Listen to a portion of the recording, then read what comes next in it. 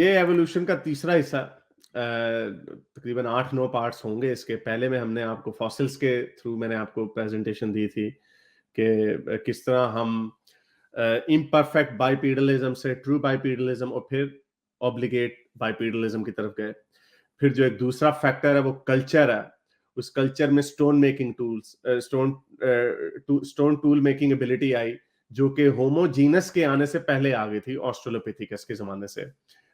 जिसके आपको फॉसिल्स मिलते हैं वो भी दिखाएं। तो अब तीसरा एक बहुत बड़ा जो इसका फिर इफेक्ट जब हम देखते हैं कि हमारे ब्रेन का जो साइज है वो कंसिस्टेंटली बड़ा होता गया, और ये एक एबनॉर्मली लार्ज स्कल साइज है, जिसकी वजह से स्पेशली इसी की वजह से हम एक यूनिक जानवर हैं। तो उसमें हम देखेंगे कि क्या क्या फैक्टर्स थे जिसकी वजह से हम इंसान बनते हैं। तो आवर बिगर हेड्स, पहले है जी ये चेन, इसको जो मैंने आपको एक्सप्लेन किया था कि साइकिल ऑफ रीइंफोर्समेंट क्या होता है, कि एक चीज होती है तो फिर वो पूरा साइकिल चलता है, उससे एक दो चीजें और होती हैं, चेन रिएक्शन होता है, फिर से वो वापस इनिशियल पॉइंट पे आता है and then the whole process repeats. तो कल्चर की वजह से हमारा जो सर है वो बड़ा होता गया, which in turn gave us more culture, जिसकी वजह से हमारे पास और कल्चर आने लग गया, and bigger heads and so on। इसी तरह इसी का बिगर हेड्स का एक साइड इफेक्ट क्या हुआ, सिलेक्टिव प्रेशर्स बीच में आने लग गए, मीनिंग सोशल इंटरेक्शंस। अगर आपको याद होगा मैंने बताया था कि किस तरह चिंपैंजीज का 16% टाइम जो है वो डीलाउसिंग में गुजरता है, विच इज एक इंटरपर्सनल रिलेशनशिप्स को बढ़ाने की एक एक्सरसाइज होती है। तो अगर हम उसी ब्रेन साइज को देखें तो ऑस्ट्रेलोपिथेकस की ऑस्ट्रेलोपिथेसाइन की अंदाजा लगा के बताया गया कि वो 20% टाइम जो है अपना सोशल इंटरेक्शन जुए निकालने डीलाउसिंग में गुजारते थे। तो उसी हिसाब से हमारा और निएंडरथाल्स 45% टाइम गुजरना चाहिए इंटरपर्सनल रिलेशनशिप्स के लिए। लेकिन खैर हमने, क्योंकि जब हमारे साइज पे ब्रेन चला गया तो हमने लैंग्वेज बना ली, तो हम जुए नहीं निकालते, हम चुगलियां करते हैं एक दूसरे की। स्टडी शो कि 60% टाइम हमारा एक दूसरे के बारे में गॉसिप या अपने हाल हवाल पे टाइम गुजर जाता है। तो ये है सिलेक्टिव प्रेशर की एग्जांपल।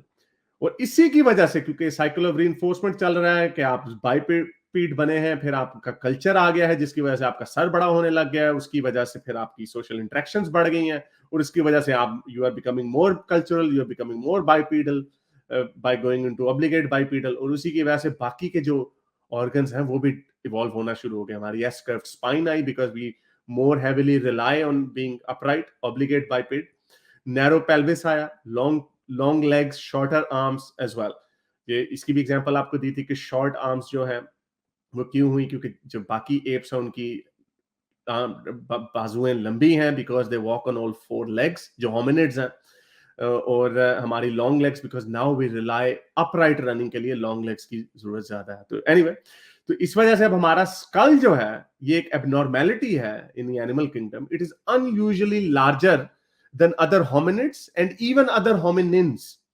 होमिनिड्स और होमिनिन्स में आपको जो बताया था जो फर्क है, जो बाइपीडलिज्म की तरफ जो सफर शुरू होता है साइलैंथ्रोपस चिडेंसिस से या औरोरेंटजेनेसिस से, और डेफिनेटली आर्डिपिथेकस और ऑस्ट्रेलोपिथेकस की तरफ, वो होमिनिन्स है। जो उससे पहले हैं वो होमिनिड्स हैं, चिंपैंजीज होमिनिड्स में आता है। तो इसकी वजह से हमारा जब स्कल बड़ा होता दैट गिव्स राइज टू, इसकी वजह से हमारी जो लेबर है, जो हमारी औरतों की लेबर है, it is the most painful labour than any other animal, and it can last up to 9.5 hours. ये तकरीबन 5 गुना गुरिल्लाज और चिंपैंजीज और ओरंगुटान्स की निस्बत 5 गुना लेबर ज्यादा है, और लेबर की पेन जो है, कंट्रैक्शन जो है, ये उनसे 5 गुना ज्यादा है। And that's the reason. उसकी वजह ये है कि हमारा जो स्कल है वो बहुत बड़ा है, एबनॉर्मली बड़ा है बाकी के जानवरों की निस्बत।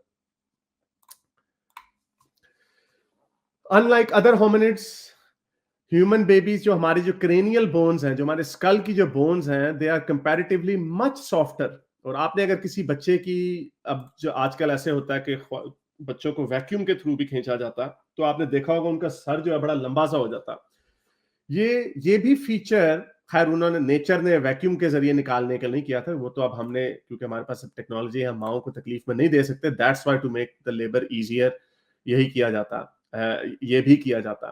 लेकिन उसका बेनिफिट ये है, और जो नेचर की तरफ से ही आ रहा है, वरना और औरतों ने मर जाना था, अभी भी मरती हैं, as oppose to other animal, other hominid species. लेकिन अब हमने क्योंकि कंट्रोल कर लिया thanks to science, not thanks to अल्लाह मियां, जो क्रेनियल बोन्स है वो मच सॉफ्टर है, वो बड़ी नरम है as oppose to other hominids, क्योंकि सर जो है फिर भी बहुत बड़ा है और जो बर्थ कनाल है, बच्चादानी जो है, वो बहुत छोटी है। और यही वजह है कि इंसानी बच्चे का जो सर की जो हड्डियां हैं वो तकरीबन 2 साल तक फ्यूज नहीं होती, जुड़ती नहीं, अपनी शेप में नहीं आती, अप टू 2 years उसके पैदा होने के बाद। अगर हमारे बच्चे, इंसानों के बच्चे उसी डेवलपमेंटल स्टेज पे होते हैं जिस स्टेज पे चिंपैंजीज के होते हैं, तो birth would have been almost next to impossible, क्योंकि उनके स्कल्स इतने बड़े होने थे और इतने हार्ड होने थे कि वो बर्थ कनाल के थ्रू गुजर ही नहीं पाने थे। ये जो अपनी बर्थ कनाल से जो बच्चा निकलता है, तो वो भी उस वक्त एक तरीके का मोल्ड होकर निकल रहा होता है, उसकी हड्डियां बड़ी सॉफ्ट होती हैं, जो कि बाकी होमिनिड्स में नहीं है। और हमारे जो बच्चे हैं वो एब्सर्डली इमेच्योर और अंडर डेवलप्ड हैं compare to other hominids like gorillas और चिंपैंजीज और ओरंगुटैन्स। देखने में आपको लगेगा, अगर चिंपैंजी बच्चा देखेंगे आप कहेंगे यार ये तो हमारा ही कोई अच्छा छोटा सा बच्चा है, क्यूट सा, लेकिन उसके स्कल की हड्डियां स्ट्रांग है और वो comparatively he is much more developed. ये एक एग्जांपल है कि आपको एक चिंपैंजी नजर आएगा यहाँ पे, कि पैदा होने के बाद वो इतना डेवलप्ड होता है कि उसकी ग्रोथ जो है सिर्फ 2.5 टाइम्स उसके सर की ग्रोथ होती है, उसकी खोपड़ी की ग्रोथ होती है, जबकि इंसानी बच्चे की ग्रोथ अप टू 4 टाइम्स होती है। क्योंकि इंसान की जो फीमेल बॉडी है, और ये एक तरीके का गलत प्रेशर पड़ा, क्योंकि अगर हमारा सर बड़ा हो रहा था औरतों हमारे इंसानों का, होमो जीनस का, जितनी भी स्पीशीज आ रही थी, क्योंकि हमारा सर बड़ा होता जा रहा था, तो वन कुड आर्ग्यू कि उसके हिसाब से आपकी पेल्विक बोन भी बड़ी होती जानी चाहिए थी। लेकिन प्रॉब्लम यहां पे ये थी कि हम अपराइट भी होते जा रहे थे, तो अपराइट की वजह से हमारी लेग्स को थिनर एंड लॉन्गर होना पड़ता था, बिकॉज वी वर ऑब्लिगेट बाइपेड्स। तो एनीवे, यही वजह है कि हमारे बच्चे जो हैं फिर इमेच्योर हैं, and therefore human babies are most dependent on their parents for much longer than any other animal. Chimpanzee का ब्रेन अभी जैसा होता है 2.5 टाइम्स ग्रो करता है आफ्टर बर्थ, और ह्यूमन का 4 टाइम्स करता है। This also means कि most of human bodies brain development takes place outside of the womb. यानी हमारे बच्चों की जो डेवलपमेंट होती है उनके दिमाग की और स्कल की डेवलपमेंट के साथ साथ उनके ब्रेन की मेच्योरिटी भी, और ब्रेन की मेच्योरिटी का मतलब द थॉट्स और जो भी आपकी कॉग्निशन है वो डेवलप होती है आउटसाइड द वूम, और it is heavily influenced by social life, क्योंकि हम एक सोशल जानवर है, इस वजह से सोशल लाइफ का बहुत गहरा इसके ऊपर असर पड़ता है, यानी बाप का, माँ का, आंटियों का, अंकलों का, वगैरह वगैरह। और इसलिए ये कहना गलत नहीं होगा कि जो सेरिब्रल डेवलपमेंट है, हमारे स्कल की जो डेवलपमेंट है, it is perfected by our social wombs, यानी जो एक घरेलू माहौल है उसका इसमें ज्यादा, सिर्फ खोपड़ी की डेवलपमेंट की बात हो रही है, खोपड़ी mean then your cognition and everything, आपके ब्रेन की, इसका ताल्लुक सोशल वूम से ज्यादा है as oppose to uterine womb, क्योंकि यूटेराइन वूम जो यानी आपकी, ये प्रोवर्बियली स्पीकिंग यूटेराइन वूम यानी बच्चादानी की से ज्यादा डिपेंड करता है। जैसे मैंने आपको बताया कि इट मेक सेंस कि अगर बच्चे का, इंसान का सर बड़ा होता जा रहा था तो उसका यूटेरस भी बड़ा होना चाहिए था, लेकिन वो नहीं हुआ बिकॉज ऑफ अदर रीजन।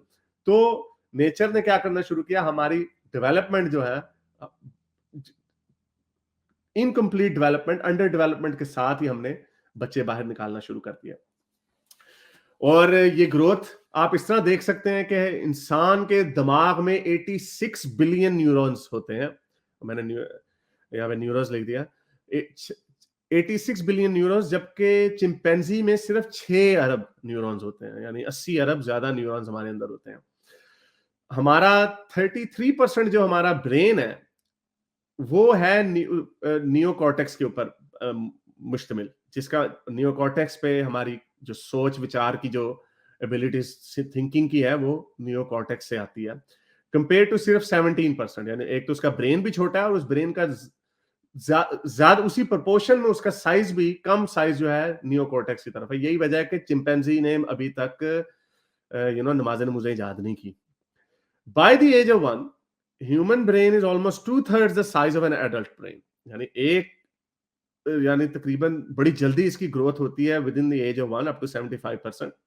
लेकिन उसका जो स्कल का जो साइज है अप टू 6 years, ये वैसे मुझे नहीं था पता, ये मैंने भी पढ़ा था, तो मुझे बड़ी हैरत हुई, लेकिन अगली लाइन में लिखा हुआ उसका जवाब कि 6 साल की उम्र तक हमारा ब्रेन तकरीबन एडल्ट साइज पे पहुंच जाता है, लेकिन जो प्री फ्रंटल कोर्टेक्स जो है, जो मैंने आपको बताया कि जो रिस्पॉन्सिबल फॉर स्टोरिंग इंफॉर्मेशन, यानी हमने यादाश्त, मेमोरी, लर्निंग, ये सारी प्री फ्रंटल कोर्टेक्स के ऊपर डिपेंड करती है, ये ग्रो करता रहता है up until the ages of 18। मेरे ज़हन में एक सवाल आया था कि मोमिन इसको आर्गुमेंट से बना सकते हैं कि up to the age of 6, Hazrat Ayesha की एज कितनी थी? 6। देखो इस्लाम, अल्लाह मियां को पता था ये बात, इसलिए इस्लाम सच्चा साबित हो गया। But anyway that's just a joke, लेकिन अगली लाइन वो रिडैक्ट कर देंगे, अगली लाइन नहीं पढ़ेंगे वो।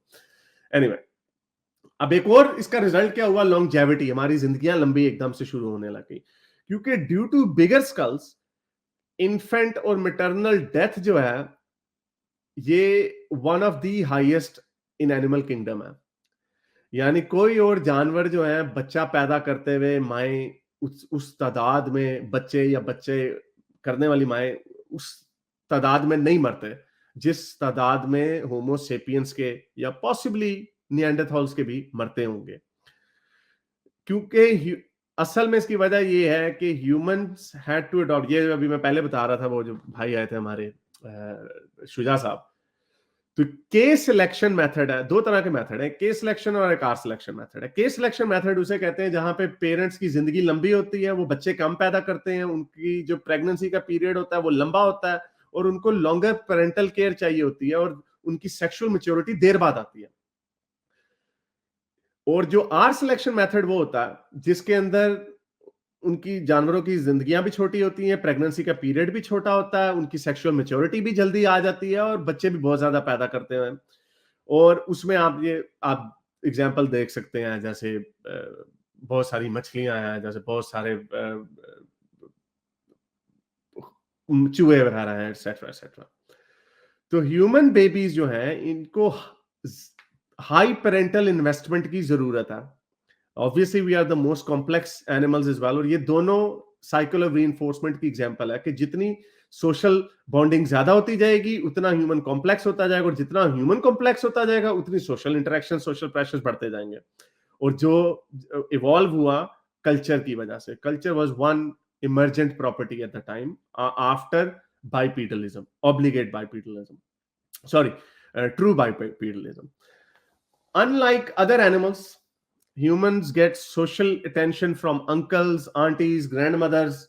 ठीक है, आपको बाकी के सोशल जानवर हैं आपको उनमें भी नजर आएगा, लेकिन मेरे जहन में अभी एक एग्जांपल याद आई है कि जब शेरनियां हो, जो शेरों की अच्छी एग्जांपल है बब्बर शेर जो होते हैं, बब्बर शेर बालों वाला, धारीदार नहीं, जो बब्बर शेर जो होते हैं, जब शेरनियां बच्चे पैदा करती हैं तो वो 1-1.5 महीने के लिए दूर चली जाती हैं। वो अपनी जो पेरेंटल रिस्पॉन्सिबिलिटीज हैं अंकल्स आंटीज के साथ शेयर नहीं करती, लेकिन आफ्टर अ मंथ जब उनके बच्चे थोड़े बड़े हो जाते हैं तो then it comes out of a झाड़, अपनी डेन से या किसी झाड़ से बाहर निकलते हैं, और फिर उनको उनकी भी सोशल, क्योंकि वो सोशल एनिमल है, दैट्स व्हाई इट इज। और यही वजह है कि लायन को टाइगर से ज्यादा स्मार्ट भी माना जाता है, बिकॉज सोशल एनिमल जो होते हैं वो उनमें ज्यादा इंटेलिजेंस होती है, बिकॉज उनको उनके ऊपर सोशल प्रेशर्स होते हैं, घरेलू सियासत चल रही होती है कि फलाना ज्यादा रिसोर्सेज ना ले जाए तो फलाना ना ले जाए। यूनिवर्सिटी ऑफ सेंट्रल मिशिगन की एक साइंटिस्ट है रेचल कैस्परी, उन्होंने बताया उनकी स्टडी के मुताबिक कि सम 40,000 ईयर्स अगो, तकरीबन 40-45 हजार साल पहले, एकदम से जो लॉन्जेविटी है उसकी इंक्रीज हमें नजर आता है, क्योंकि ग्रैंड पेरेंट्स जो है उनकी लाइफ, क्योंकि जब जिंदगियां लंबी हो रही हैं तो ऑब्वियसली आपकी जिंदगी में ग्रैंड पेरेंट्स भी ज्यादा आ रहे हैं, और ग्रैंड पेरेंट्स का भी रोल जो है, सासों का, नानियों का, दादियों का रोल जो है वो बढ़ गया। और इसकी एक बहुत बड़ी एग्जांपल ये है कि इंसान वाहिद जानवर है जो मेनोपॉज में ज्यादा मेनोपॉज में एंटर होने के बाद भी बड़े अरसे तक जिंदा रहते हैं। इवन के जो हमारे क्लोसेस्ट कजन जो एप्स हैं वो भी जैसे ही मेनोपॉज में एंटर होते हैं बेचारे मर जाते हैं। इसकी वजह यह है कि चूंकि हमारी नानियां दादियां आ गई और ज्यादा असिस्टेंस, मदरहुड ज्यादा मिलने लगी बच्चों को, तो इससे जो इन्फेंट का जो सर्वाइवल रेट है वो ऊपर चला गया। जब इन्फेंट का सर्वाइवल रेट चला जाता है तो फीमेल उतनी जल्दी उसके ऊपर प्रेशर नहीं होता टू प्रोड्यूस मोर बेबीज। आपको बड़े मशहूर, ये फिर शेरों से आपको एग्जांपल याद दिलाऊंगा कि बड़ा ये मशहूर फैक्ट है, लोगों को पता होगा कि जब एक बब्बर शेर आता है दूसरे प्राइड के ऊपर और जब वो कब्जा करता, तो वो सबसे पहला काम क्या करता है, इन्फेंट्स को मार देता, ताकि शेरनियां दोबारा से इसमें हीट में आ जाए, बच्चे पैदा करने के लिए तैयार हो जाए। तो यही काम नेचुरली भी हो सकता है, अगर आपके बच्चे मर जाते हैं तो you are ready to make babies again. तो लेकिन चूंकि इन्फेंट का सर्वाइवल रेट बढ़ गया, इस वजह से प्रेगनेंसीज की जो फ्रीक्वेंसी है वो कम हो गई, और उसकी वजह से औरतों का जो फर्टिलिटी का जो ब्रैकेट है वो भी कम हो गई। ये वो वजह है कि औरतें, सॉरी, जो ह्यूमन फीमेल्स जो हैं, वो they are the only example who don't die after entering menopause. बाकी जितने भी होते हैं बेचारे जानवर, बूढ़ी उम्र तक बच्चे बेचारी पैदा करती रहती हैं, और जैसे ही प्राइमेट्स, मैंने आपको बताया, एंटर होते हैं अपने मेनोपॉज में, दे स्टार्ट डाइंग। मोटा होना एक अच्छी चीज है, being fat is good. Sedentary humans जो हैं वो बाकी होमिनिड्स की निस्बत ज्यादा फैट है, यानी ज्यादा मोटे होते हैं। सेडेंटरी का मतलब जो ज्यादा जो जो बैठे रहते हैं, यानी जो फारिग होते हैं, वो ज्यादा मोटे होते हैं as compare to other chimpanzees and gorillas, even compare to those जो जूज में होते हैं, यानी जिनके ऊपर वाकई कोई काम नहीं होता, सारा दिन बैठ के केले कूले खाते रहते हैं और बैठे रहते हैं और कोई काम नहीं करते, उनकी निस्बत भी परसेंटेज वाइज प्रोपोर्शनेटली ह्यूमंस जो हैं ज्यादा फैट है। ह्यूमन फीमेल्स जो है, और ये जो मोटापा है, ये मोटापा इसकी एवोल्यूशनरी ग्राउंड्स है। ह्यूमन फीमेल्स भी जो है वो 25% उनका ग्रेटर बॉडी फैट होता है एज कंपेयर टू मेन। अब इसकी वजह क्या है? क्योंकि हमारा ब्रेन जो है, वैसे तो 2 to 3% हमारे बॉडी वेट का हिस्सा होता है, लेकिन 25 से 30% रिसोर्सेज हमारा ब्रेन लेता है। वाइटल मिनिमम एनर्जी, इसको बेजल बेजल मेटाबॉलिक रेट कहते हैं। यानी आपकी जो भी चीज, किसी भी ऑर्गन को, किसी भी फंक्शन सिस्टम को चलाने के लिए जो एनर्जी चाहिए होती है, उसको बेसल मेटाबॉलिक रेट कहते हैं। Our bigger brains require more energy, क्योंकि हमारा दिमाग बड़ा, जैसे आपको बताया, 25 से 30% हमारे रिसोर्सेज जो है खाने के, वो हमारा ब्रेन खा जाता है। ये इतना बड़ा पावर हाउस है। यही वजह है कि जब आपको भूख लगती है, आपने 1-2 दिन खाना ना खाया, रोटियां छोटियां पावे शावे ना पाड़े हों, तो आपको सबसे पहले पेट की दर्द से पहले आपको सर में दर्द होनी शुरू होती है, क्योंकि आपका ब्रेन कह रहा होता है कि भाई वी नीड मोर एनर्जी। तो अब तो हमारे पास सहूलत है कि हम जी फ्रिज में गए, कुछ मिल गया, उबर ईट्स पे कुछ ऑर्डर कर दिया, तो बचत हो गई। लेकिन जब हम जंगलों में रहते थे, जब हमारे पास ये उबर ईट्स वगैरह, आईफोन वगैरह नहीं आए थे, तब हम क्या करते थे? तब हमें एक्स्ट्रा फैट जो है, वही हमारी दिमाग को चलता रहने के लिए कारामद साबित होता था।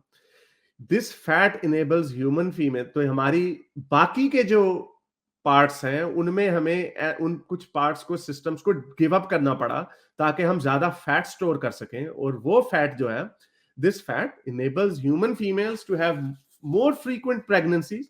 अब प्रेगनेंसीज के दौरान दौरान भी जरूरी तो नहीं कि हर कोई आके आपके सामने बकरा आके कह के आओ मुझे खा लो, चांपा तैयार ने, आ जाओ ह्यूमन वुमन साहबा। तो despite this, human reach sexual maturity at a much later age and the gestation period takes much longer.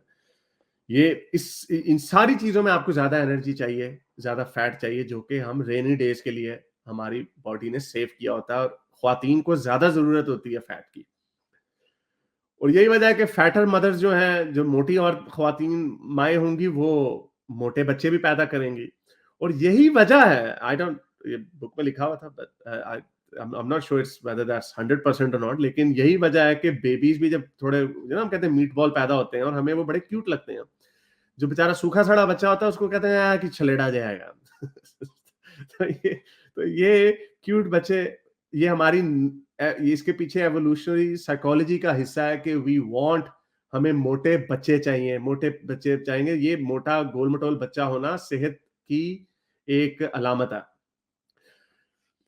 हमारे लार्जर ब्रेन की वजह से, नेट बेजल रेट की वजह से, जब हम रेस्ट कर रहे होते हैं, हम तकरीबन 400 कैलोरीज ज्यादा बर्न करते हैं as oppose to chimp and bonobos, और 635 more calories as compare to gorillas, and 824 more than orangutan. इसका क्या मतलब हुआ? इसका मतलब ये हुआ कि हमें ये हमारे लिए नागुज़ीर है ज्यादा से ज्यादा फैट करना. तो फैट अब कहां से आएगा? अगर हम कोई लिमिटेड अमाउंट ऑफ फूड खा रहे हैं, तो वो हमारी बाकी की जो मसल्स की एनर्जी है, जो टांगों पे जाएगा, जबड़े पे जाएगा, हमारे डाइजेस्टिव सिस्टम पे जाएगा, उसका क्या करें? तो ये जो बाकी के सिस्टम है, we have to give them up one by one, और इसका जवाब हमें मिलता है आगे से मीट एंड कॉग्निशन में. और ये डाइजेस्टिव सिस्टम का ठहर जरा, इसमें मैंने लिखा है यहाँ पे या नहीं, खैर इसका जवाब आगे भी मिल जाएगा, लेकिन इसको I think I should have included that in the next slide, कि हमारा डाइजेस्टिव सिस्टम जो है प्रोग्रेसिवली छोटा होता गया. इंटेस्टाइन्स जो है हमारी छोटी होती गई, जो उनकी लेंथ है इंटेस्टाइन्स की, as compare to other hominids, जिसकी वजह से, और वो क्यों छोटी हुई? हमने जब हमें मीट की तरफ, हमें ज्यादा मीट की तरफ हमारी डाइट गई, और फिर उसके बाद आगे आता है कि वो मीट फिर फायर और कुकिंग में की वजह से भी होता है. तो हमारी इंटेस्टाइन जो है वो छोटी होती गई, हम ज्यादा हाई कैलोरीज मीट लेते रहे, जिसकी वजह से हमारे डाइजेस्टिव सिस्टम को एनर्जी अब उतनी नहीं चाहिए थी जितनी हमारे एंसेस्टर्स को चाहिए थी. तो ये वो वजह है कि हमें ज्यादा फैट की जरूरत होती है, और वो फैट वहां से आता है.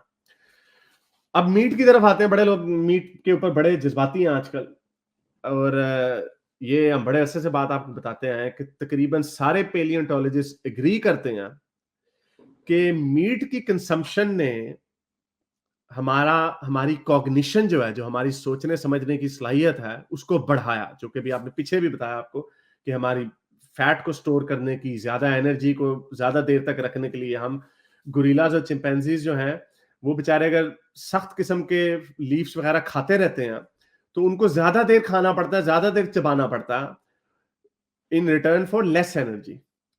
और इसीलिए उनके डाइजेस्टिव सिस्टम को ज्यादा एनर्जी चाहिए to break down those leaves, और जो हार्शर जो फूड सोर्स है उसको ब्रेक डाउन करने के लिए आपको ज्यादा एनर्जी चाहिए डाइजेस्टिव सिस्टम में, और एज अ रिजल्ट आपको उतना स्टोर्ड फैट नहीं मिलेगा, और कॉन्सिक्वेंटली आप अपने बड़े दिमाग को एनर्जी फीड नहीं कर सकेंगे. तो ये बड़ा गहरा ताल्लुक है मीट का दिमाग के साइज के बढ़ने के साथ, क्योंकि इसी एक ही सर्विंग में हमें प्रोटीन्स भी मिल जाती हैं, fats, vitamins, minerals required to function properly. Archaeological evidence ये हमें इस चीज का सबूत देता है कि डिस्पाइट हाई रिस्क, यानी अब जाहिर बात है, पत्ते खाना आसान है या मैमथ का शिकार करना, हाथी का शिकार करना, या बड़े बुल का शिकार करना, जबकि आपके पास बंदूकें भी नहीं है, आपके पास सिर्फ स्पीयर्स हैं, स्टोन टूल्स हैं आपके पास. इसके बावजूद एक बड़ी अच्छी मूवी थी 10,000 BC, आप उसको, उसमें भी प्री सिविलाइजेशन वो दिखाया उसमें, और उसमें दिखाया किस तरह लोग हंटिंग के लिए निकलते थे. 15-20 इंसानों का ग्रुप होगा, तो उनमें से अक्सर ऐसा होता था एक आधा मर जाता था मैमथ का शिकार करते हुए. लेकिन मैमथ में इतना गोश्त होता है कि आप ठंडे अगर एरियाज में, आइस एज थी, आप उसमें रहते थे, तो आप उसको महीनों तक खा सकते थे. तो हमारे जो हंटर गैदरर एंसेस्टर्स थे, वो ग्रेट डिस्टेंसेस पे ट्रैवल करते थे, दूर दूर ट्रैवल करते थे हंटर गैदरर्स. जहां पे भी गेम होगी वहां पे चले जाएंगे, और वो मैमथ्स, राइनोसरसेस वगैरह वगैरह को शिकार करते थे, ताकि उनको high energy protein food source मिल सके, फैट मिल सके. इवन व्हेन वी डोमेस्टिकेटेड, जब हमने पहले जानवरों को डोमेस्टिकेट करना शुरू किया, सम 8 to 10,000 ईयर्स अगो, जब हमने जानवरों को डोमेस्टिकेट भी करना शुरू किया, तो पहले हमने हाई फैट वाले जानवरों को पकड़ा. ये जो कई हमें हिंदू हजरात आके कहते हैं ना, यार कैटल भी है, तो ये मैं पहले भी बता चुका हूं बड़ी दफा, कि पिग्स, कैटल, गोट, शीप, इनकी यूटिलिटी है. आप शेर को पाल के या कुत्ते को पाल के उसका गोश्त नहीं खा सकते, बिकॉज उसको आप गोश्त, उसको क्या खिलाएंगे? पहले पहले आप उसको पाल पोस के बड़ा करेंगे. तो जो पिग्स, कैटल, गोट जो हर्बिवरस एनिमल्स हैं, उनका फायदा ये है कि वो जमीन के ही सोर्सेज से खा सकते हैं, और जब वो मोटे ताजे हो जाएं तो हम उनको मार सकते हैं. एनीवे, तो यही वजह है कि हमने पहले उनको डोमेस्टिकेट किया, और फिर उसके बाद हम बर्ड्स की तरफ गए और हॉर्सेस की तरफ गए, क्योंकि हॉर्स लीन मीट होता है, हॉर्स में ज्यादा फैट स्टोर्ड फैट नहीं होता। अब एक्सपेंसिव टिश्यू हाइपोथेसिस है एक लेस्ली आइलियो एंड पीटर व्हीलर की, जो ये कहते हैं कि जीनस होमो है, इसने हमारी जो एनर्जी है, मोस्ट ऑफ हमारी एनर्जी है, इसको अपने मसल से मूव करके हमारे ब्रेन की तरफ ले गए, जो मैं अभी पहले बात कर रहा था। जैसे फॉर एग्जांपल डाइजेस्टिव सिस्टम से निकाल के ब्रेन की तरफ चले गए। होमो इरगैस्टर जो है 1.9 मिलियन ईयर्स पुराना एक स्पीशीज है होमो जीनस की। अब उनकी डाइट में फिश थी, और एज अ रिजल्ट उसका जो गट का जो साइज है, जो उसके पेट का साइज है, वो सिग्निफिकेंटली डिक्रीज कर गया होमो हैबिलस से, जो उससे भी पहले था, और ऑस्ट्रेलोपिथेकस से, जो कि 3.3 मिलियन से लेके 2.2 मिलियन ईयर्स तक, 3.3 मिलियन ऑस्ट्रेलोपिथेकस जो लूसी का भी की स्पीशीज है, ऑस्ट्रेलोपिथेकस अफ्रांसिस, और होमो हैबिलिस को one of the earliest homo genus का स्पीशीज कहा जाता है। तो होमो इरगैस्टर की एकदम से गट का साइज, एकदम से मुराद तकरीबन 4-5 लाख साल उसका साइज गट का छोटा होता गया, और from Homo habilis onward the size of homos intestines kept decreasing, यानी उनकी जो आंतड़ियां हैं वो छोटी होती गई वक्त के साथ साथ कंटिन्यूअसली। और ज्यों ज्यों इंसान ज्यादा कार्निवरस होते गए, हमारी आंतड़ियां जो है छोटी होती गई। Animals that have little to no meat, यानी जो जानवर जिनके नेक्स्ट टू नो मीट, यानी उनकी डाइट का हिस्से में ज्यादा मीट नहीं होता, उनकी जो इंटेस्टाइन्स होती हैं वो लॉन्गर होती हैं, और उनको ज्यादा मेहनत करनी पड़ती है अपने जो लीव्स और जिन पुअर न्यूट्रिशियस फूड सोर्सेज वगैरह को। अब हाथियों की आंतड़ियां आप देखें, लोग कहते हैं, एक बड़ा मशहूर शेर है कि have you ever seen an ox eat meat? Ox यानी बैल को आपने देखा है कभी मीट खाते हुए? भाई बैल की जितनी आंतड़ियां हैं, पहले उन्हीं आंतड़ा तो पैदा कर लो। और जितने हर्बिवरस एनिमल्स होते हैं, दे आर कॉन्स्टेंटली ईटिंग। हालांकि मीट ईटर्स में हम सबसे ज्यादा फ्रीक्वेंटली खाना खाते हैं। शेर आपको पता है हफ्ता हफ्ता खाना नहीं खाते, एक ही दफा शिकार करके पेट भर के बेचारे खा लेते, फिर बैठे रहते हैं, क्योंकि रिच हाई एनर्जी हम एक ही सिटिंग में, सिंगल सर्विंग में ले लेते हैं, जबकि हाथी जो होते हैं पूरे पूरे जंगल बर्बाद कर देते हैं। और आपने देखा होगा जो हिरन और ये विल्ड बीस्ट वगैरह जितने भी जानवर होते हैं, हर्बिवरस एनिमल, वो शेर से भागते हैं, फौरन खाना खाने लग जाते हैं, फिर शेर से भागते हैं, फिर खाना खाने लग जाते हैं। सो दे नीड, तो मीट का हमारी कॉग्निशन से, हमारी इंसानियत से बहुत गहरा ताल्लुक है मीट खाने का। क्या हमें अब ये काम करना चाहिए? That's a different debate. वो उसके लिए आप गालिब के पास चले जाए, वो आपको सही तरीके से बताएगा। But anyway, I have a different opinion on that too. Anyway, एक तीसरा जो बड़ा एक अहम पहलू है वो फायर है, आग का है। हमारे एंसेस्टर्स जो थे, उन्होंने आग को के साथ आग को कंट्रोल करना सीख लिया, जिसका नतीजा निकला कुकिंग। अब हमें कच्चा गोश्त खाने की भी जरूरत नहीं है। जो कॉमन एंसेस्टर जो निएंडरथॉल्स और सेपियंस का है, जिसको होमो हाइडेलबर्जेंसिस कहा जाता है, जो उसमें उनकी कैंप साइट से 7 लाख साल पुराने भी हमें फायर्स मिलती हैं। एक केव है स्वाटक्रांस अफ्रीका में, साइंटिस्ट डिस्कवर्ड 270 चार्ड बोन्स के, उनकी हड्डियों के ऊपर जलने के निशान थे, जिससे ये पता चलता है कि around this time 600-700,000 years ago इनको जलाया जा रहा था, इनको जला के खाया जा रहा था। जानवरों को, मीट को कुक किया जा रहा था। तो यानी ये भी प्रीडेट करता है होमो सेपियंस को, आग के साथ खेलना भी। तो बड़े लोग कहते हैं ना हम बड़े स्पेशल हैं, हमने बड़ी चीजें बताई हैं ना। टूल्स हमने होमो सेपियंस के आने से पहले बनाने शुरू कर दिए। फायर को कंट्रोल करना हमने होमो सेपियंस से आने से पहले हमने डिस्कवर कर लिया। तो ये बड़ी सारी चीजें हैं जो एक्सक्लूसिव टू होमो सेपियंस नहीं है, ये वसीला बनी हमारा होमो सेपियन बनने का। अब एविडेंस ऑफ फायर जो है वो तकरीबन 1.15 लाख साल पहले तक भी मिलता है, लेकिन इसके ऊपर डिबेट है कि क्या वो कंट्रोल्ड फायर थी या नेचुरली अकरिंग फायर थी जिसको यूज किया जा रहा था, यानी अपने खुद तरीके से नहीं आग लगाई जा रही थी। अब कुकिंग का फायदा क्या है? कुकिंग जो है आपके फूड को ब्रेक डाउन करती है, makes it easier to chew and digest. As a result आपको और बड़ी आंतड़ियां रखने की जरूरत नहीं है, आपको जबड़े के बड़े मसल्स की जरूरत नहीं है, वगैरह वगैरह। तो एज अ रिजल्ट उसका नतीजा ये निकलता है कि आपकी एनर्जी जो है कंजर्व होती है ब्रेन को फीड करने के लिए, और छोटा जॉ होने से, छोटे जॉ मसल के होने से आपके ब्रेन के साइज को भी ज्यादा स्पेस मिलती है ग्रो करने के लिए।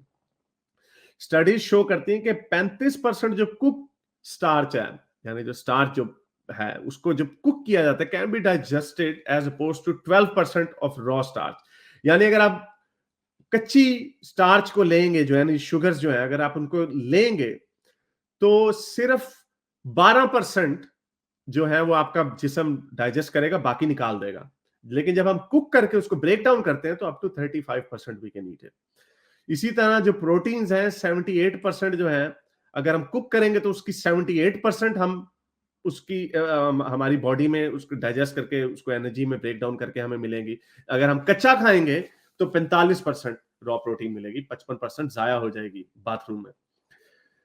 ये वजह है कि कई लोग जब बॉडी बिल्डिंग करते हैं ना, प्रोटीन पाउडर्स लेते हैं तो कहते हैं यार हमें ये एक चमचा ही क्यों हुक्म दिया गया है, यानी उसके ऊपर जो है एक स्कूप लें, या some people actually I think some time you take 2 scoop depending on उसकी कितनी प्रोटीन होती है। तो कई लोग होते हैं वो ज्यादा डाल रहे होते हैं, 4-4 चमचे डाल रहे होते हैं। उसका फायदा कोई नहीं होता, बिकॉज आपकी बॉडी जो है वो उसको ब्रेक डाउन नहीं कर पाती और वो जाया हो जाती है। You waste this. तो कुकिंग की वजह से जो आपको बेसल मेटाबॉलिक रेट मैंने बताया था, हमें सिर्फ 10% बेसल मेटाबॉलिक रेट चाहिए अपने डाइजेस्टिव सिस्टम को फीड करने के लिए, जबकि हमारा जो ब्रेन को जितनी एनर्जी चाहिए वो 20 to 25% है। यानी ये देखें कि हमारा डाइजेस्टिव सिस्टम जो है इतना बड़ा देखने में, आंतड़ियां, लार्ज इंटेस्टाइन, स्मॉल इंटेस्टाइन वगैरह वगैरह, जो हमारी सही फैक्ट्री है एनर्जी देने वाली, वो सिर्फ 10% एनर्जी हमारी यूज कर रही है, जबकि ब्रेन जो है ये सबसे बड़ा जो सोर्स है ना, यहाँ पे जाया होता है। With some people waste it by coming up with religions and you know, सारी ये सारी एनर्जी जो है ना असल में जाया हो रही है। आई थिंक इसके ऊपर बड़ा यूटिलिटेरियन आर्गुमेंट भी बनाया जा सकता है कि जानवर मर रहे हैं, इकोसिस्टम तबाह हो रहा है, to feed the brain that is coming up with उड़ने वाले बांदर, उड़ने वाले खोते। आई मीन क्या नॉनसेंस है ये। Anyway, I think we should wrap this up. अच्छा जी, एक बुक है रिचर्ड वैंगम की, catching fire, how cooking made us human. Richard ने आर्ग्यू किया कि फायर ने फास्ट ट्रैक की हमारे development of our brain between 1.6 and 1.8 million years ago, क्योंकि हमें एविडेंस मिलते हैं फायर के, but they are not necessarily, वो शोर शॉट नहीं है कि वो कंट्रोल थे या फायर को बोरो किया जाता था। होमो एरगैस्टर अफ्रीका में और होमो इरेक्टस जो है एशिया में। फायर की वजह से हमारी सोशल एक्टिविटी भी बढ़ गई। जैसे मैंने आपको बताया, ये भी एक साइकिल ऑफ रीइंफोर्समेंट है कि social activity meaning more brain power means more social activity. Amongst early humans and humans gathered around fire shared experiences meaning चुगलखोरी, ਉਹ ਫਫੇ ਗੁੱਡੀ ਨੇ ਕੀ ਕਰ ਦਿੱਤਾ, ਉਹਨੇ ਭਾਈ ਨੇ ਕੀ ਕਰ ਦਿੱਤਾ, ਮੀਦੇ ਨੇ ਕੀ ਕਰ ਦਿੱਤਾ, वगैरह वगैरह। Harris are found as far back as 800,000 years। हैरत वो होती है वो जो एक वो क्या उसको कहते हैं, अलाव लगाना आग का, लकड़ियां इकट्ठी करके वो जो कैंप साइट पे नहीं लोग लगाते, उसको हैरत बोलते हैं। तो 8 लाख साल पुरानी भी हैरस मिलती हैं hares. Fire was also advantages for artisanry, यानी फायर से आपको क्रिएटिव आइडियाज भी मिलते हैं, आपको चीजें बनाने का मौका भी मिलता है। होमो हाइडेलबर्जेंसिस, जैसे जो निएंडरथॉल्स और हमसारों का एंसेस्टर था, जर्मनी में 5 लाख साल पुरानी वुड स्पीयर्स मिलती हैं, जिनके एजेस को बर्न करके यानी उनको शेप किया गया था स्पीयर्स को, ताकि वो सख्त हो जाए और उनको एज हथियार यूज किया जा सके। होमो हाइडेलबर्जेंसिस, यानी ये हमारे आने से पहले की बात है, 5 लाख साल पहले की बात है। तो बहरहाल ये इसकी समरी है कि आप फूड की क्वालिटी आपकी बढ़ती है, आपकी सोशल इंटरेक्शन बढ़ती है, फैट स्टोरेज की एज अ रिजल्ट आपकी कैपेबिलिटी बढ़ती है, तो आपकी रिसोर्सेज जो है वो बढ़ जाते हैं और उसकी वजह से आपका दिमाग बड़ा होता है। ऑन द अदर हैंड, आपकी जो हमने पहले डिस्कस किया था बाइपीडलिज्म की वजह से, जैसे आपको दिखाया था कि चिंपैंजीज और जो हमारे होमिनिड कजन्स हैं, वो ज्यादा एनर्जी स्पेंड करते हैं to cover the same distance as oppose to us, क्योंकि हम सिर्फ 2 टांगों के ऊपर चलते हैं। तो इसकी वजह से हमारी जो एनर्जी है रीडिस्ट्रीब्यूट होती है, बाकी हम एनर्जी कंजर्व करके वो जो एनर्जी है वो जाती है ब्रेन की तरफ। तो इसमें ऑब्वियसली सोशल इंटरेक्शन, फायर और मीट का बहुत बड़ा हाथ है। तो आई थिंक दैट्स इट। तो ये थी हमारी चौथी तीसरी presentation. I will try my best to bring the next one अगले हफ्ते भी। आपकी प्रेजेंटेशन में पहले वाले पार्ट्स दोबारा से देखूंगा इंक्लूडिंग दिस, क्योंकि बहुत ही अच्छी आपने सिंपल प्रेजेंटेशन है, काम आदमी समझ सकेगा, और आप विजुअल साथ साथ स्लाइड भी दिखा रहे हैं तो लोग स्क्रीनशॉट लेके भी अपने दोस्तों को शेयर करके बता सकते हैं। अच्छा, इसमें दो चीजें हैं जो, एक तो जो गॉसिप्स है उसका मैं आर्टिकल पढ़ रहा था, जो आपने बार बार आज गॉसिप का जिक्र किया है, ये भी जो एंसेस्टर्स थे उनको एवोल्यूशनरी एडवांटेज रहा होगा गॉसिप करने का एज कंपेयर जो अपना अपने आप काम रखते थे। ठीक है, क्योंकि गॉसिप से कुछ चीजें नई आपके सामने आती हैं। दूसरी बात थोड़ी सी ये है कि हम आज जो मैं किताब पढ़ रहा था सेक्सुअल डिजायर और मैरिज पर, और आज आपका उसने फैक्ट्स पे भी जिक्र किया, वो बड़ा इंटरेस्टिंग पॉइंट है कि आज जैसे अगर एवोल्यूशनली देखा जाए कि मर्द जो है वो बड़ा अराउज होता है फीमेल की बॉडी देख के, मगर ये इसके पीछे बहुत बड़ी एवोल्यूशन छुपी है। मिसाल के तौर पर कि जो फीमेल के बट्स हैं, वो मैं पढ़ रहा था आखिर क्यों डिफरेंट हो गए, क्योंकि जो प्रेग्नेंट होती थी तो उनको नीचे सहारा चाहिए होता फैट्स का, तो ड्यू टू प्रेगनेंसी, क्योंकि अगर ड्यू टू औरतों मसल्स। के बट्स ना हो स्ट्रांग तो उनका वेट, मैं पढ़ा था, कई गुना ज्यादा उनको मुश्किल हो चलने में। तो क्या हुआ कि जब प्रेगनेंसी से उनके बट्स बढ़े क्योंकि वेट चाहिए था, फिर मर्दों को वो औरतें, मैं पुराने बात कर रहा हूँ, वो अच्छी अभी भी लगी अभी क्योंकि भी अभी भी हाँ, स्टोइक भाई हाँ, भी ऐसे ही है। उसका उसका एक रीजन, हम तो सिर्फ ये कहते हैं ना यार उसके बट्स, जो लोग कहते हैं बट्स अच्छे हैं, उसके पीछे रीजंस क्या होते हैं कि निकी मिनाज। मर्दों को इससे कुछ रीजंस पास में मिले। अब हमारे जहन में एवोल्यूशन में आ गया कि अच्छे होते हैं, लेकिन क्यों अच्छे लगते हैं कि ये एवोल्यूशनरी ऐसी औरतें, साइकोलॉजी का हिस्सा है। ये जी, एवोल्यूशनरी उसकी साइकोलॉजी उसका का हिस्सा उसके है। रीजंस क्या थे कि एक तो कि वो औरतें, मर्द सोचते थे जल्दी प्रेग्नेंट हो जाएंगी, नंबर 1, नंबर 2 वो यंगर देन ओल्ड वुमेन है क्योंकि दोनों की बॉडी डिफरेंट हो जाती है, नंबर 3 उन बर्ड्स को देख के मर्द, ये पुराने जमाने की बात कर, सोचते थे कि इनकी इनकी स्पाइन मजबूत है, उनके उनकी बैक मजबूत है, ये सब रीजंस की वजह से जो, और फैट्स हैं, और फैट्स आपको पता है बॉडी में हीट में भी मदद करते हैं। तो आज जो मर्द बॉडी जो देखते हैं औरतों की, इसके पीछे एक बहुत बड़ी एवोल्यूशनरी रीजन है, इसमें खुदा बीच में शामिल कहीं भी नहीं है। ओह जजाकल्ला यार। सर। जी। जी, चलें, कोई अगर किसी को ज़हन में सवाल है तो फिर आगे चलते हैं, कुछ लोग बड़ी नहीं देर से हरीश, बेचारे बहुत जी। जबरदस्त आपने प्रेजेंटेशन दी है। I think it is very important, खास तौर पे उर्दू के अंदर या बाइलिंगुअल जो ज्यादा नॉर्मल नेचुरल फ्लो है, उसमें मुझे नहीं लगता कि एवोल्यूशन पे ज्यादा कंटेंट ऑनलाइन अवेलेबल है। तो ये बड़ा जरूरी है कि उर्दू के अंदर सिंपल अंदाज में कंटेंट पेश किया जाए। मेरे पास बहुत यानी I have got several comments on the topics जो कि आप अगर करने हैं तो मैं 5-6 मिनट लेकर फिर मैं भी इजाजत चाहूंगा। जी, कर दें सर, ज़रूर। ठीक है, तो मैं अच्छा, इसमें सबसे पहले ये कि ये जो ये चेंज है, ग्रेजुअल चेंज जो हमारे इंसानों के अंदर जो नंबर ऑफ न्यूरॉन्स बहुत ज्यादा हैं, 86 बिलियन, 86 बिलियन, और हमारा ब्रेन साइज बहुत ज्यादा है। मजे की बात यह है कि चूंकि इन ऑन एवोल्यूशनरी स्केल बहरहाल ये एक रीसेंट फिनोमिनन है, तो बाय दैट टाइम वो जो इतने ज्यादा रेगुलेटरी मैकेनिज्म्स इवॉल्व कर चुके हुए हैं, रेगुलेटरी मैकेनिज्म्स जेनेटिक्स के कॉन्टेक्स्ट में वो हैं जो कि switching और of certain genes, switching on of certain genes and switching off of certain genes को डील करते हैं, जिनकी वजह से एक दो जगह पर थोड़ी सी चेंज की वजह से ड्रामेटिक चेंजेस आ सकती हैं। ठीक है, जो रेगुलेटरी पार्ट्स ऑफ जीन्स है। तो जहां ये कहते हैं कि चिंपैंजी के का जीनोम और ह्यूमन जीनोम में बहुत थोड़ा डिफरेंस है, तो उस थोड़े से डिफरेंस से इतना ज्यादा फर्क कैसे आ सकता है? तो वो इम्पोर्टेंट बात यह हमें ये देखना है वो थोड़ा सा डिफरेंस क्या है। वो ज्यादातर जो डिफरेंसेस हैं वो एपिजेनेटिक डिफरेंसेस हैं और रेगुलेटरी पार्ट्स के अंदर डिफरेंसेस हैं, और जो एक की डिफरेंस है वो पार्ट है रेगुलेशन का जो कि सेल डिवीजन की साइकिल्स को रेगुलेट करता है। यानी जितनी नंबर ऑफ सेल डिविजन्स आपके न्यूरॉन्स की होनी है, उनको इम्पैक्ट करती है वो पार्ट। तो यानी एक छोटी सी चेंज से ये कि आपके न्यूरॉन्स 6 बिलियन होने हैं या 86 बिलियन होने हैं, वो एक छोटी सी चेंज से ये इनेबल किया जा सकता है। इसके लिए बहुत बड़ी चेंज चाहिए नहीं है। इसके लिए वो कहते हैं ना, ये लेस देन 1% वेरिएशन है जीनोम में, तो उससे इतनी बड़ी चेंज कैसे आ सकती है?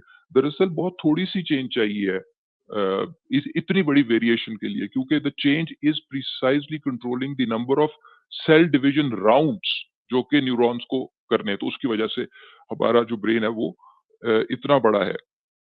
तो एक तो ये बात। दूसरी बात ये कि आप ये देखें कि जो ये कॉम्प्यूटेशनल पावर है ब्रेन के बड़े होने की, बाय द वे वो जो आप अभी लेकर आए थे इमेज सामने ब्रेन साइज का, वो जरा दोबारा लेकर आए।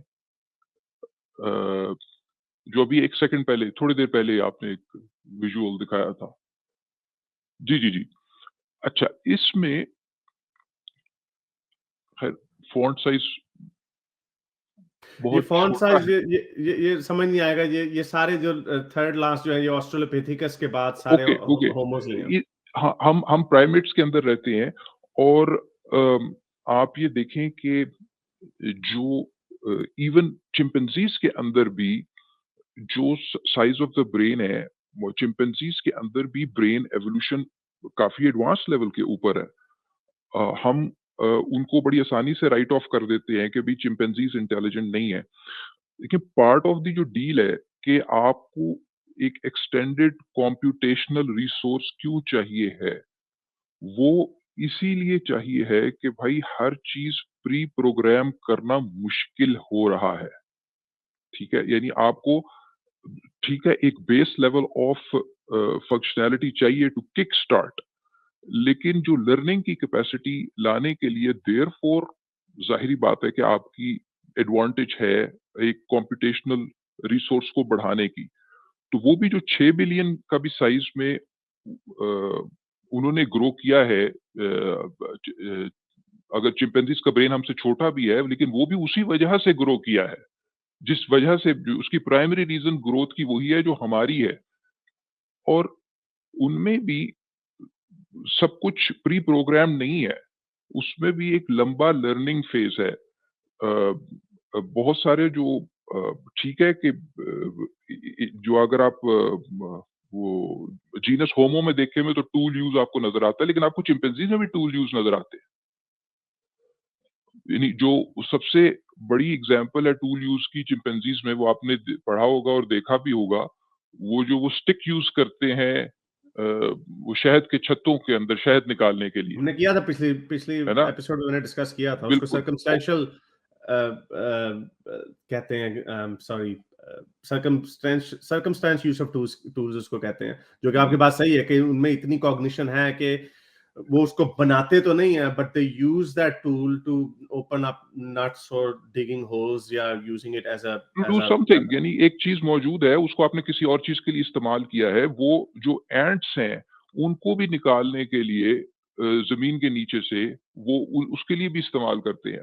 पॉइंट ये है कि ये जिसको सो कॉल्ड अब कल्चरल ट्रांसमिशन कहना है कि ये बच्चे ने सीखना है, चिंपैंज़ी के बच्चे ने भी सीखना है, उसके अंदर जो इमिटेशन का रोल बहुत इम्पोर्टेंट है। हम बड़ी आसानी से कह देते हैं कन्वीनिएंटली कि यार ये तो सिर्फ नकल उतार रहा है। ये जो चिंपैंज़ी है, ये जो बंदर है, ये तो सिर्फ हमारी नकल उतार रहा है। For a moment just pause और ये सोचें कि वो जो नकल उतारने का एक्ट है और फेथफुली उस सीक्वेंस ऑफ एक्शंस को कॉपी करना, वो कितना कॉम्प्लिकेटेड और कॉम्प्लेक्स प्रोसीजर है। उसके लिए क्या-क्या प्रीरेक्विजिट्स हैं। सबसे पहले जो जिसकी आपने नकल उतारनी है, उसकी पूरी विजुअल प्रोसेसिंग होनी है, उसकी बॉडी पार्ट्स की मूवमेंट्स का एनालिसिस होना है। अगर वो अपना हाथ हिला रहा है, तो आपको ये देखना है कि अच्छा जी उसका भी वो राइट हैंड है। अच्छा मेरा फिर आपने अपनी बॉडी के साथ उसको कोरेस्पोंडेंस एस्टेब्लिश करनी है। ठीक है? कि अगर वो अपना हाथ हिला रहा है, जैसे हिला रहा है, तो मुझे भी अपना हाथ हिलाना है। ना सिर्फ आपने उसकी विजुअल रिकॉग्निशन चाहिए, जो सीन है आप जो आपके विजुअल प्रोसेसिंग पार्ट में जा रहा है, प्लस आपको अपने बॉडी पार्ट के साथ उसकी कोरेस्पोंडेंस भी एस्टेब्लिश करनी है। कोरिलेट भी करना है और फिर उस ब्रेन को एग्जैक्टली वही मूवमेंट दोबारा से एक्सिक्यूट करनी है। तो अगर आप फर्ज करें वो जो वो जूज में या जो पार्क्स के अंदर जो वो वीडियो बड़ी आसानी से दिखा देते हैं कि जी एक वो जो चिंपैंजी आपने वो सन ग्लासेस लगाए हुए हैं तो चिंपैंजी आपकी नकल उतार लेता है। इस सिंपल से सिगरेट भी एक्ट पी लेता। सिगरेट भी पी लेता है। इस सिंपल से एक्ट के लिए बहुत कॉम्प्लिकेटेड ब्रेन चाहिए है, ठीक है? और इमिटेशन शेर सिगरेट नहीं पिएगा। I think they have probably done that with some other animals too, लेकिन वो ऐनक को लगाना या उससे उसका रिवॉर्ड देखना कि people are rewarding me something more, इसके लिए ज्यादा इंटेलिजेंस कॉग्निशन की जरूरत है। बिल्कुल। और जो कॉपीइंग बहुत इंपॉर्टेंट चीज है, क्योंकि वो अगर आपके पेरेंट ने किसी वजह से वो टूल को समझ लिया उस यूज को, तो दोबारा से उसको आपने फ्रॉम द स्क्रैच इन्वेंट करना तो एक मुश्किल काम है। तो कॉपीइंग बहुत अच्छी एक एडेप्टेशन है और कॉपीइंग के लिए आपको ब्रेन पावर चाहिए है। तो इनिशियल ब्रेन पावर कॉपीइंग के लिए ही है और अमंग अदर थिंग्स, और लर्निंग के लिए है। अब जाहिर बात है कि वो एक्सटेंडेड चाइल्डहुड जो है जो डेवलपमेंट फेज है वो इसीलिए है क्योंकि अगर आपने लर्निंग इन्वॉल्व करनी है और ट्रांसमिशन चाहिए आपको, तो आपको एक एक्सटेंडेड एक्सपीरियंस चाहिए। आप फौरन चलते दौड़ते नहीं बन सकते। तो वैसे ये स्टोइक मौजूद है, वो जो गांधी साहब ने कहा हुआ है ना कि वो एक्सटेंडेड चाइल्डहुड बॉन्डिंग के लिए है, वो सबसे पहले मैंने वो 90s के अंदर पीटीवी के ऊपर वो जो आता था ना अलामा तालिब जौहरी, मैं कुछ चूंकि वीडियो देखता हूँ तो मुझे थोड़ा स्टोइक की बैकग्राउंड पता है, यानी जो उनको छेड़ते हैं मुझे पता है, I am taking that liberty. वो उसकी तो वो अलामा तालिब जौहरी ने 90s की किसी वीडियो में मुझे याद है कि ऐसी ही बात की थी कि इंसान का बच्चा कमजोर इसीलिए पैदा होता है ताकि खानदान बने, खानदान डेवलप हो, माशरे की तख्लीक हो, ये इस तरह की सारी बातें। लेकिन हमें यही पता है कि जी जो बर्ड्स हैं उनके अंदर भी पेयर बॉन्डिंग होती है क्योंकि बच्चे को दोनों पेरेंट्स की इन्वॉल्वमेंट चाहिए होती है। तो ये पॉइंट था। मेरे इस नेक काम को जारी रखने के लिए मुझे पेपैल या पेट्रियन पे जरूर सपोर्ट कीजिए ताकि मैं अपना पैगाम ज्यादा से ज्यादा लोगों तक पहुंचा सकूं।